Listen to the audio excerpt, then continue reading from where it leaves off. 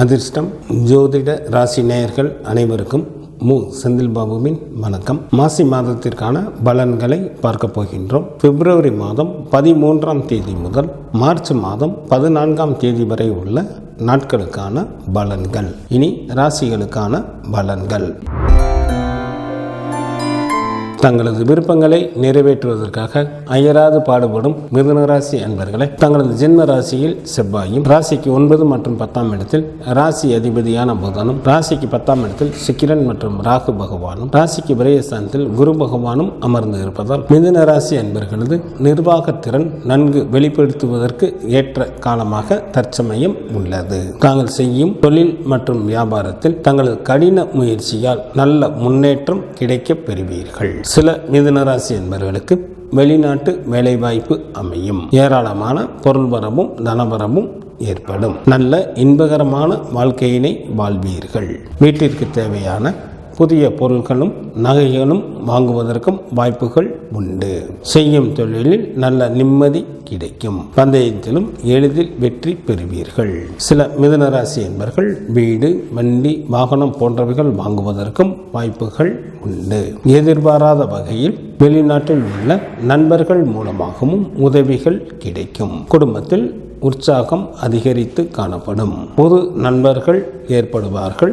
அவர்கள் மூலமாகவும் பல வழிகளிலும் உதவிகள் கிடைக்கப் பெறுவீர்கள். தங்களது ராசிக்கு 4ஆம் இடத்தில் கேது பகவானும், ராசிக்கு 9ஆம் இடத்தில் சூரியன் மற்றும் சனி பகவானும் அமர்ந்து இருப்பதால் தங்களது நேர்மறையான எண்ணங்களே தங்களை நல்ல நிலைக்கு கொண்டு வரும். தங்களது உடல் ஆரோக்கியத்தில் கவனம் தேவை. மற்றவர்கள் விஷயங்களில் தலையிட வேண்டாம். கல்வி பயிலும் மாணவர்களுக்கு மிகவும் யோகம் தரக்கூடிய காலமாக தற்சமயம் உள்ளது. இதனை தாங்கள் நல்ல முறையில் பயன்படுத்தி கொண்டு நல்ல மதிப்பெண்களுடன் கூடிய தேர்ச்சிகளை பெறுவதற்கான முயற்சிகளை மேற்கொள்ளுங்கள். பெண்களுக்கு நிதானத்துடன் செயல்பட வேண்டிய மாதமாக இந்த மாதம் உள்ளது. குடும்ப விஷயங்களை மற்றவர்களிடம் பகிர வேண்டாம். எந்த ஒரு செயலை செய்வதிலும் சற்று கூடுதல் கவனத்துடனும் எச்சரிக்கையுடனும் இருப்பது மிகவும் நல்லது. எச்சரிக்கையுடன் இருக்க வேண்டிய நாட்களாக பிப்ரவரி மாதத்தில் 25 மற்றும் 26ஆம் தேதிகள் வருகின்றது. மிதுன ராசியில் உள்ள நட்சத்திரத்திற்கான பலன்கள்.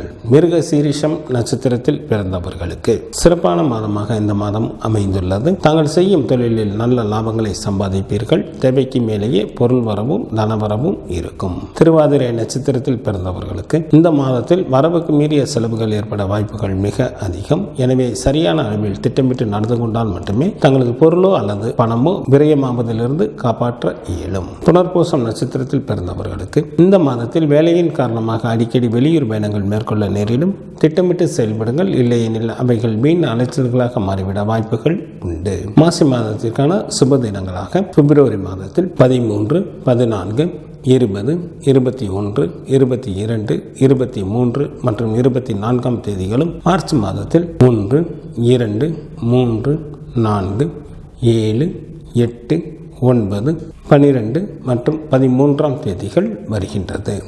சந்திராஷ்டமம் நிகழக்கூடிய நாட்களாக பிப்ரவரி மாதம் 24ஆம் தேதி இரவு முதல் பிப்ரவரி மாதம் 27ஆம் தேதி அதிகாலை வரை சந்திராஷ்டமம் உண்டு.